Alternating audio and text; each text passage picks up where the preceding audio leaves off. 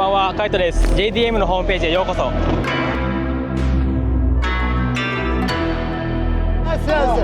No problem. Patrol members be advised. A speed racer has just been reported shootbound. Gas diamond pond. Requesting you to head up.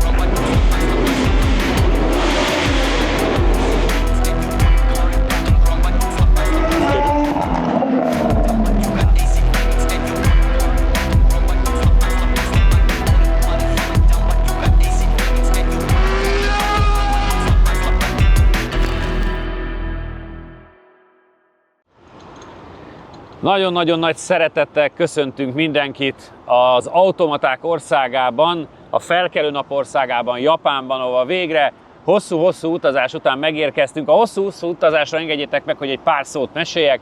Ez Budapesttől idáig körülbelül olyan 24 óránkat vett igénybe. Igaz, hogy olyan légitársaságot választottunk, hogy az ár az eléggé számított, hiszen ki fog majd derülni az elkövetkezendő hónapokban a japán adásokból, hogy Japánnak a legnagyobb problémája nem a mögöttem száguldozó egyik metró, hév vagy villamos a 87. emelet magasságában, hanem az, hogy azért alapvetően messze van tőlünk és baromi drága. Drága idejutni és drága élni. Az idejutásról egy pár szót. Egy kínai légitársasággal utaztunk, az Air China-val, de egyébként körülbelül 4 féle verzióban, de lehet, hogy 5-be is ide lehet már jönni. Lehet jönni bármelyik európai légitársasággal, lehet jönni Turkish-sel, Isztambulon keresztül, és természetesen lehet jönni a különböző kínai légitársaságokkal, ugye azok is most már Budapestről üzemeltetnek iszonyat sok járatot, és természetesen valamelyik kínai városban átszállással lehet ideérkezni. Májusban, amikor voltam, akkor Shanghai Airlines-szal mentünk és Shanghai-on keresztül, most pedig Viktorral Air China-val jöttünk és Pekingen keresztül. Alapvetően, ahogy mondtam, az ár volt a legbefolyásolóbb, ezt körülbelül úgy kell elképzeljétek, hogy ha jó időben veszitek a jegyet, akkor ilyen 250 000 forintért már megvan a jegy. Természetesen ez economin, tehát ez a legegyszerűbb osztályon, és ehhez azért kell keresgélni a dátumok közül, hogy mikor tudsz ennyiért repülni, mert alapvetően 400 000 forinttól fölfelé vannak még a számok, amikor Japánba akarsz utazni. Szerencsénkre nekünk sikerült egy ilyen olcsóbb jegyet beszereznünk az Air China-tól, amivel még egyikünk sem utazott, így nem volt előképzettségünk, hogy pontosan milyen is lesz. Viszont, ahogy egyébként azt a TikTokon is bemutattam már, okosan a repülőtéren Budapesten megpróbáltuk upgrade-eltetni a jegyünket economiról, tehát az alaposztályról az egyel följebbi prémium economira, amiről mindenki azt írta, hogy egyébként kényelmesebb ülés van, jobb szolgáltatás. Féktárcsáddal rendben van minden, tesó? Szóval kényelmesebb ülés van, jobb kaja, úgy effektív picit jobb, és hogyha nem előre úgy veszed meg a jegyet, akkor nem kell érte nagyon sok milliókat fizetni, hanem ha marad üres hely a gépen, akkor ott a repülőtéren az utolsó pillanatban lehet upgrade-eltetni. Ez nagyságrendileg egyébként egy repülésre 80 000 forintért sikerült fejenként, amit utólag visszagondolva egy picit úgy érzem, hogy kidobtunk az ablakon, mert nem volt annyira kényelmes a Premium Economy, és nem volt annyival menőbb. Ha csak összehasonlítom a májusi Shanghai Airlines-os ugyanilyenemmel, az sokkal kényelmesebb és sokkal jobb volt. Kétségtelen módon picit kényelmesebben ültünk, ami az én testemnek azért nagyon fontos, meg a puhosnak is, hogy elférjen, de összességében többen írták a TikTokon is, hogy hát szerintük ez a Premium Economy egy velük értek egyet, ez nem volt akkora műsor, de egy 10 órás repülésre azért fontos, hogy upgrade-eltessen az ember, hogyha ez belefér a költségvetésbe. Ez volt tehát a repülés, volt egy remek jó 6 órás átszállásunk Kínában, amikor már meg akartunk folytani mindenkit a repülőtéren vergődve, és akkor onnan még egy 3 órát kell repülni a kínai területről, hogy valaki Japánba érkezzen. Nekünk most egy 3 óra 20 perces repülésünk volt ugye Peking és Tokió között, ahol Tokióban 2 darab nemzetközi repülőtér is van, a Narita és a Haneda. Mi sikeresen a Naritára foglaltuk a jegyünket, ami a biztonság kedvéért egy 60 kilométerre van a várostól, tehát nagyon jó volt onnan beautókázni. Ez volt az első rész, hogy ide érjünk, de volt már olyan is, amit már otthon el kellett kezdenünk, ez pedig a jogosítványnak az intézése, hogy egyáltalán itt bérautónk lehessen, meg vezethessünk. Erről majd egy picit később beszélek, addig tartsatok velünk, és már is megyek és folytatom. Csatornánk partnere az Unibet Magyarország. Ha játék és internet, irány a Játéknet. A műsort támogatta a Rédei és Pál ügyvédi iroda, a cég jogszakértője. Hedo, az út, ami összeköt. Látogatószámlálás, látogatóanalitika, 98% feletti pontosság nagyvállalati referenciákkal az Xperiontól. Most egy kis vezetés. Azért fog néha elcsuklani a hangom, mert azért nagyon-nagyon kell koncentrálnom a jobboldali vezetésre, és ez itt az első napokban elképesztő megszokást igényel, úgyhogy továbbra is csak azt tudom mondani, amit szerintem már fogok mondani majd többször itt azért az elkövetkezendő adásokban, hogy itt vezetni és itt autót bérelni, azért az nem olyan könnyű feladat, és ahhoz kell bátorság, úgyhogy tessék mindenkinek meggondolni, bár kétségtelen módon elképesztően sok helyre, főleg vidéken, meg egyébként itt a városban is például a Daikokura, amiről majd nagyon sok szó lesz azért az adásokban, és azt nyilván ti is ismeritek, hogy ez miről is szól az a parkoló, ahol lehet találkozgatni. Szóval ezekre a helyekre csak autóval lehet eljutni, úgyhogy az egyik részről nagyon ajánlom, hogy legyen mindenkinek bérautója, a másik részről pedig nagyon nem ajánlom, hiszen nagyon nehéz feladat. Mik a nehéz feladatok benne? Nyilván az, hogy ugye baloldali közlekedés van, és jobbkormányos autó, tehát ezt azért aki nem gyakorlott vezető, annak szoknia kell. Én szerencsés vagyok, hiszen már a Mitsubishik miatt jó pár évvel ezelőtt is volt, még akár otthon is, meg külföldön is jobbkormányos kocsi, meg egyébként hozzá vagyok alapvetően szokva. És a jó hír az, hogy itt nem baltáznak le érte, hogyha a mobil vezetőeszközömmel vezetgetek, tehát itt teljesen szabályos. Megnézték, amikor átvettük a bérautót, és nagyon csodálkoztak, hogy nekem ilyenem van, és nagyon jó utat kívántak. Úgyhogy ez is megszokást igényel. Nagyon megszokást igényel az, hogy elképesztően sok sáv van, és azért az, hogy honnan, hova mész, az még a navigációból sem feltétlenül biztos. Ugye vegyesen használjuk a Waze-t és a Google Maps-et, hát egyik sem feltétlenül tudja mindig, hogy éppen hol vagyunk, meg miután majd megmutatgatom azt is, hogy nagyon sokféle út magasságban tér el egymástól, ezért nem mindig tudja, hogy melyik emeleten vagy, meg annyira közel vannak az utak egymáshoz, hogy nem tudja leválasztani, hogy éppen merre vagy, úgyhogy követni kell a táblákat is, ami egy újabb nagyon nehéz feladat, hiszen szinte semmi nincsen kiírva az épeszű nyelven, hanem csak és kizárólag japánul, ezért próbáljuk Viktorral a különböző kiszék hóembereket hasonlítgatni ahhoz, ami a táblákon van, hogy ha a navigáció hibázna, akkor pontosan milyen irányt követünk. Szerencsére a városrészek nevei azért ki vannak írva a mi nyelvünkön is, tehát ha tudod, hogy Shibuyába akarsz menni, akkor azt egy darabig azért lehet látni, hogy Shibuya éppen merre van. Most is ott van kint a táblán például, hogyha fölnézel, hogy Kawasaki és Tsurumi van egyenesen, és a 16-os út balra, tehát azért valamennyire lehet követni azt, hogy hova akarsz menni, de ez is megszokást igényel, és ahogy látjátok, azért itt a 3 sávban ide-oda megparkol mindenki, jobbra-balra mennek. Közlekedési lámpák hasonlóan működnek, mint nálunk, csak vízszintesen fekszenek, de ez könnyen megszokható. Ami nekünk, európaiaknak viszont nem megszokható, és teljesen ki vagyunk tőle borulva, ez egyébként Japán alapkultúrára is jellemző nyugalom. Ez biztos rosszul fog hangzani, de az ereimet vágnám föl azon, hogy mennyire ráérősen vezetnek, és mennyire ráérősen egymást tiszteletben tartva, arigato gozaimashita, maga menjen, nem, maga menjen, ne, a gyalogosokat úgy engedjük át, hogy azért dugó szokott lenni, hogy egy leágazásban a balra forduló sor átengedi az összes gyalogost, még aki el se indult otthonról, azt is megvárjuk, és ezért nyilván feltorlódik, senki nem pofátlankodik be a sorba elől, hanem szépen kiállják a sorukat. Egyébként erre majd 1000 példánk lesz az elkövetkezendő időszakban. Mit mutatsz? Egy nagyon jó taxi, olyan, mint amilyen. Azt mutattam, hogy ez pont egy olyan példa, hogy megint beálltunk. Igen. Várunk valamire. Igen. Nagyon hosszúak a pirosak, és a zöldek nem annyira, tehát állandóan sokat várunk, és ezért nagyon lassú a közlekedés, ezért például a navigáció úgy tervez, hogy megmondja, hogy 32 perc alatt jutsz oda, ahova jutsz, csak a 32-ből a végére 1 óra lesz, mert folyamatosan teszi hozzá a késéseket, de ezt egyébként így nem jelölik itt Japánban, tehát nekünk nincs az, mint otthon, hogy itt piros, ott piros, és körülbelül tényleg be tudja számolni, mikor érkezel, olyan, mintha ez itt természetes lenne, hogy sokkal hosszabb lesz az út, mint a tervezet. Ennek ellenére egyébként a japánok elképesztően pontos emberek és pedánsak, tehát valószínűleg elindulnak egy héttel korábban ahhoz, hogy odaérkezzenek, mert egyébként késő Japánnal meg nagyon ritkán találkozom. Mi is elindultunk a hoteltől egy 1,9 kilométerre található helyszínre, pont éppen most ott van dolgunk, és erre számoltunk egy fél órát, ugye? Tehát, hogy az íze véget. Úgyhogy körülbelül ilyen számokkal kell dolgozni, és azt számoltunk egy fél órát, ott Sirinek érezte a telefon. Milyen kis hülye.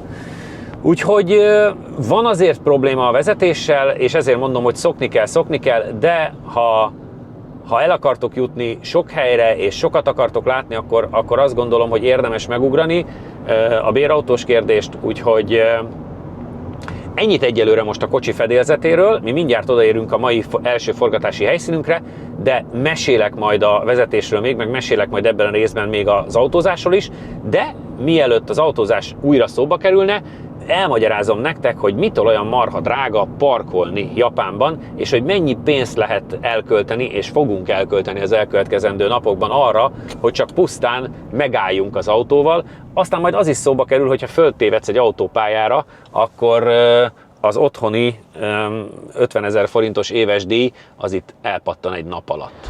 Úgy mondanám, hogy konnichiwa mindenkinek így reggel.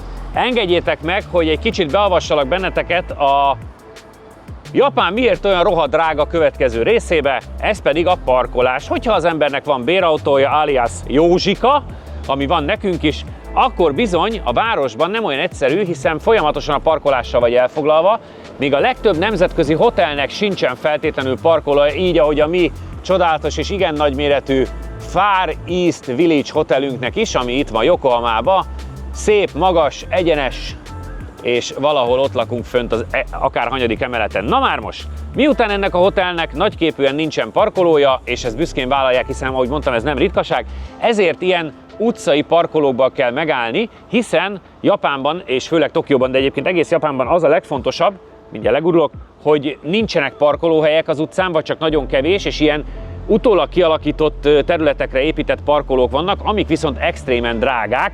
Ha velem jöttök itt a táblára, Viktor meg tudja mutatni, ott vannak fönn az árak. Ez azt jelenti, hogy 24 órára, tehát ha beállsz és olyan jegyet kérsz, hogy te valameddig itt maradsz, az 2700 yen, ugye 2,5-lel kell szorozni, tehát ez mondjuk legyen, azt mondja 5004, hát 6500 forint egy ilyen 24 óra, vagy hogyha rövidebb intervallumokra veszed meg, akkor pedig 15 perc 300 yen, az pedig ugye 750 forint, 15 perc. Tehát azt szorozzátok föl akkor a megfelelő mennyiségű 4-jel, és akkor mindjárt kiderül, hogy nem annyira jó egy órás parkolás itt. Tehát amikor sírunk a budapesti 600 forintos vagy 650-es óráért, akkor itt azért nagyon nagy a baj. Hogyan is működik ez a parkoló? Ez egy japán fejlesztés, ne kérdezzétek, szerintem egy baromság, de egyébként tökéletesen jól működik náluk. Ez a parkoló területeken lévő rendszer, így van lehajolva, át kell rajta menni, érzékeli azt, hogy átmentél rajta és ott vagy, villog a kis kijelzője, és egy ilyen 3 percet hagyva utána felhajlik, hogy ne tudjál kimenni. Tudom, bárki kérdezheti, hogy SUV-val vagy terepjáróval át tudsz-e rajta ugratni, gondolom át, biztos páran megpróbálták, de szerintem nem annyira jó. Egyébként izgalmas, mert itt mellettünk ez egy ilyen X-Trail, a miénknél, például, ami egy alacsonyabb kocsi, ott majdnem beleér a kocsi aljába ez a szírszar. Nézd meg, cucu, nekünk majdnem leakasztotta a kipufogó rendszert. Igen, na mindegy, szóval így van. És akkor nyilván kapod a jegyet, és amikor kifizetted a jegyet, akkor lehajlik és el tudsz menni. Na de kifizetni a jegyet! Gyertek, fizessünk egyet, és akkor megmutatom azt is, hogy az mekkora szívás. Mert hogy nyilván nincsenek felkészülve, tehát hiába van turizmus, meg hiába nemzetközi a buli, azért elképesztően nincsenek felkészülve arra, hogy ide tényleg ide jön a külföldi turista, a barom, és hát nem beszéli a japánt, meg nem is olvassa. Tehát a legtöbb dolog az sajnos csak japánul van kiírva. Tehát ez a tábla például azt jelenti, mint megtudtuk a fordítótól, hogy ez a parkolóhely 3 nap múlva megszűnik, és majd máshol kell parkolnunk. Az X az azt jelenti, meg az a sok-sok izé, hogy majd itt nem fogunk tudni többet parkolni. De ezt a szerencsétlen barom turista honnan a francból vegye ki? És hát itt van ez, egy betű nincs rajta angolul, és hát igazániból úgy működik, hogy beütöd a parkolóhelyednek a számát, megmondja, hogy hány ilyen, és akkor azt valamilyen módon kifizeted, vagy, mint ahogy nekünk van, mi ugye a 24 órás szírszart vesszük, mert a hotel annyi kedvezményt adott számunkra, hogy a kártyára 2700 yen helyett, hát adott rajta van az egyes parkolóhelyen állunk, tehát a 2700 yen helyett 1800 yen fogunk fizetni egy esti parkolásért, azért az is barátok között, hát majdnem 5 rongy, nem, az nincs annyi, de 4000 forint lesz az éjszakai parkolásunk, és ez minden este, de ahogy innen elmegyünk, és bárhol akarunk forgatni, meg kell állni, akkor újabb és újabb parkolások rakódnak rá. Tehát az egyik, amiért kipaszott sokat fizetünk, az a parkolás, a másik pedig majd szintén mesélek ebben az adásban róla, az az autópályadíj. de most miután az én kezem alkalmatlan, ezért megkérem a Viktort, hogy fizesse ki a parkolásunkat. 1008. 1008, annyi. 1008 a kedvezményes ár. És akkor, hogy lássátok, ugye készpénzt kellett hoznunk. Ez is nagyon sokszor kérdés, hogy Lehet, hogy nem lesz jó neki a 10 000. hát az jó, mert nincs mások. De van. Van ezres a izébe. Akkor hozzá. Na, tehát, hogy mennyire készpénz irányította ország, ugye ezt is sokszor kérdezitek, hogy kell-e. Én azt mondtam, hogy nem, mert majd kártyával megoldunk mindent, nem oldunk meg mindent, úgyhogy kell a készpénz. És ráadásul a 10 000-es az nem mindig jó sehova. Második, mert dugjad, mert különben még sírni fog itt a szája, mert előbb is itt mondta a kislány, hogy nem tetszik neki valami. Az élet ilyen kegyetlen nála.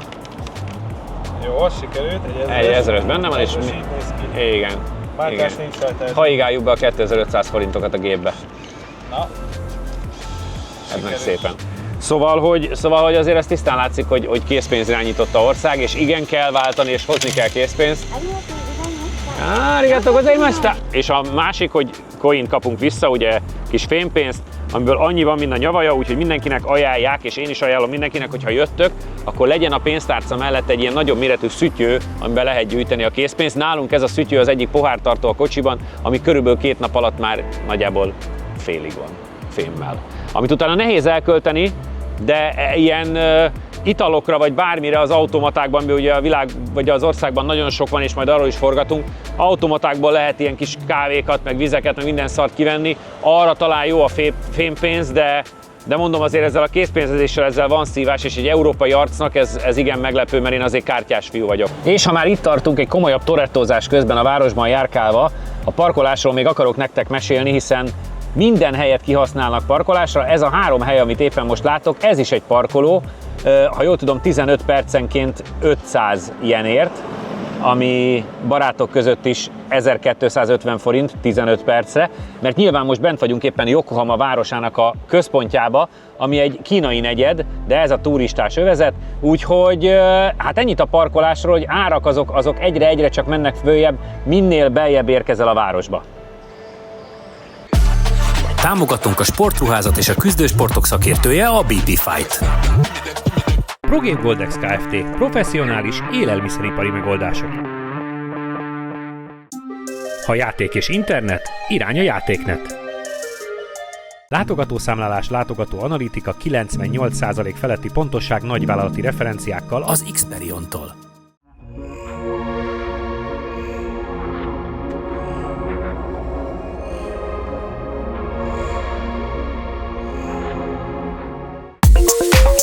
A sebesség támogatója a Bex csapágy webáruháza.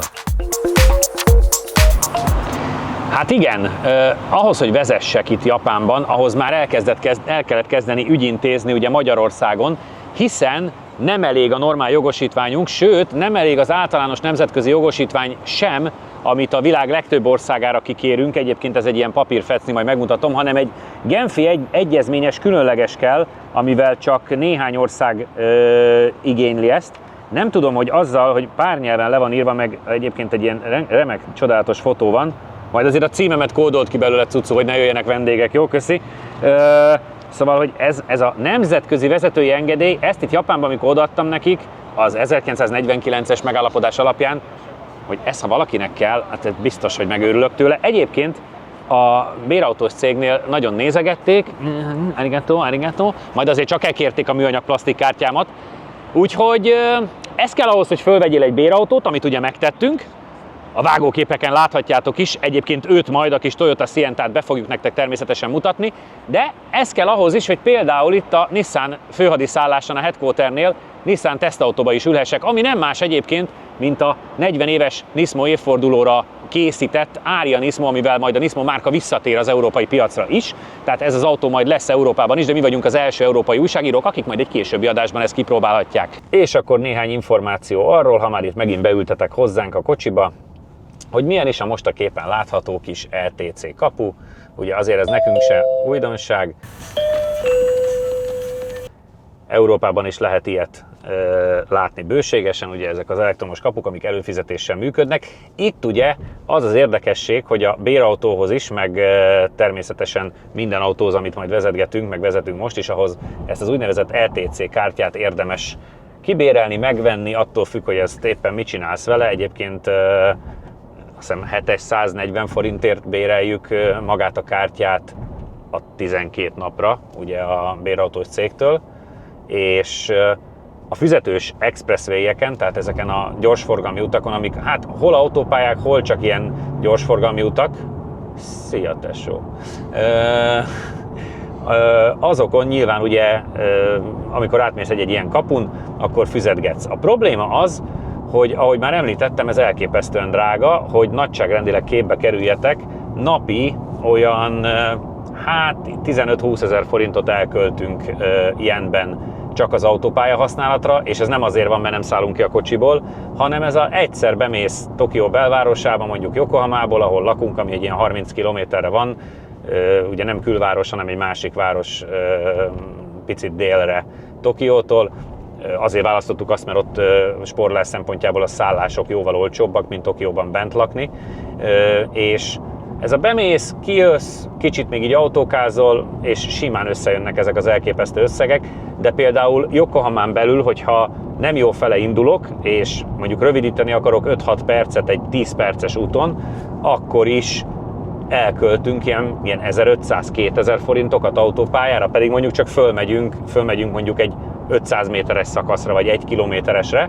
Lehet lent menni, akár 2-3 emelettel lejjebb is. Ugye most is látjátok, hogy elképesztő mennyiségű emeletben van megépítve az autópályarendszer, hiszen folyamatosan fejlesztik, és hát nem tudnak már másfele terjedni, miután a házak már ott vannak, ezért általában csak fölfele, vagy néha alagútként lefele tudnak terjedni. Egyébként majd megmutatjuk, Tokió belvárosában van olyan, ahol 4 különböző emeleten mennek az autópályák, tehát felfoghatatlan, és pont ezért egyébként a navigáció sem annyira könnyű, és azért be lehet hibázni, tehát hogy a navigációk sem feltétlenül tudják mindig, hogy éppen hol vagy melyik emeleten, vagy melyik úton, és nagyon-nagyon nehéz követni időnként azokat a parancsokat, amiket adnak. Nyilván, ha elrontod, akkor felülbírálja, vagy újra tervez, és akkor majd valahonnan visszajössz, de mondjuk volt olyan már, hogy egy hibám miatt mondjuk elköltöttünk 1500 jent, az egy ilyen 4000 forint, mert túl kellett menni egy 5 kilométerrel arrébbi autópályakapuig, visszafordulni, és az a kis túra, az az egy hibám, hogy nem mentem le megfelelő helyen, az Tokió belvárosában mondjuk ennyibe került. Úgyhogy azért ezekre érdemes odafigyelni, de mondom, nem olyan egyszerű a közlekedés, miközben üzengetnek a testvérek.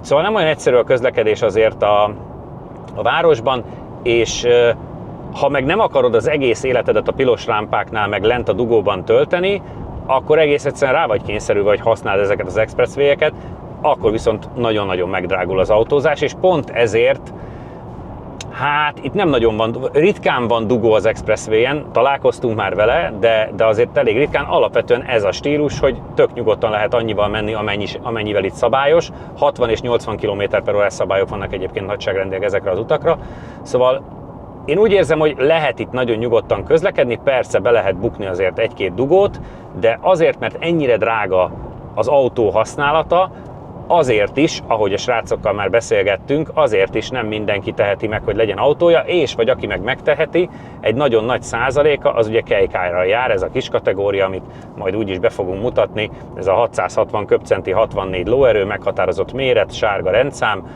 Ez az, ami a japán tömegeknek elérhető, mind megvételi árban, mind úgy, hogy csak akkor vehetsz autót mondjuk Tokión belül, hogyha be tudod bizonyítani, hogy van hozzá parkolóhelyed, tehát minél nagyobb autót akarsz venni, annál nagyobb bajba vagy, mert ugye hely nincs, meg parkolóhely nincs, és ezeket a keikárokat tudják ilyen lukakba beleilleszgetni, és akkor már van parkoló, akkor már vehetett egy keikárt, mondjuk 1,5-2 millió jenért, mert egyébként azért azok nem annyira drágák, és azért megy itt az nagyon, és azért van az, hogy keikár az autók, Japánban az autók 50%-a az ez a keikár. Nyilván itt az autópályán most nem azokat látjuk a legnagyobb tömegben, mert pont itt a nagyvárosokban azért a gazdagabb rétegnek van nagyobb autója, és tudja is használni az expressway-t, de ahogy egy kicsit elmegyünk vidékre, megváltozik az autógarnitúra, és azonnal csak keikárok jönnek szembe sárga rendszámmal. Úgyhogy iszonyat izgalmas, de azért is ritkán nézek rátok, mert azért még nekem is nagyon erősen oda kell figyelnem.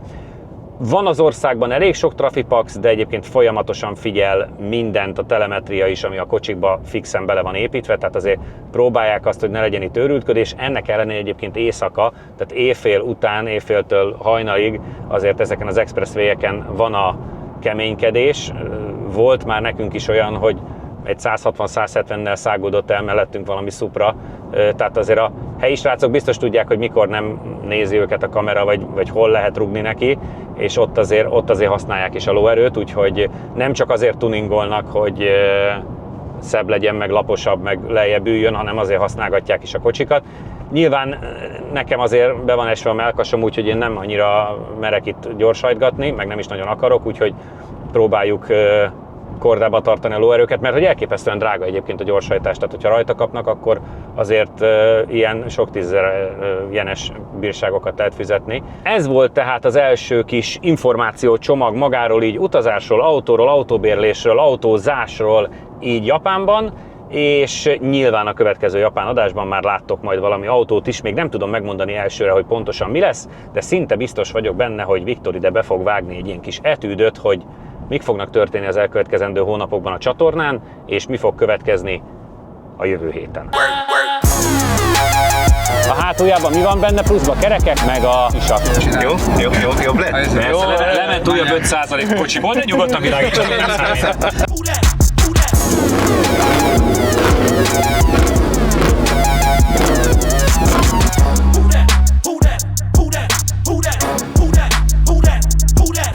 Látogatószámlálás, látogatóanalitika, 98% feletti pontosság nagyvállalati referenciákkal az Xperion-tól. Flottakezelés a Mindcar Market Kft-től. A műsort támogatta a Rédei és Pál ügyvédi iroda, a követeléskezelés és felszámolási eljárások szakértője. Hedo, az út, ami összeköt.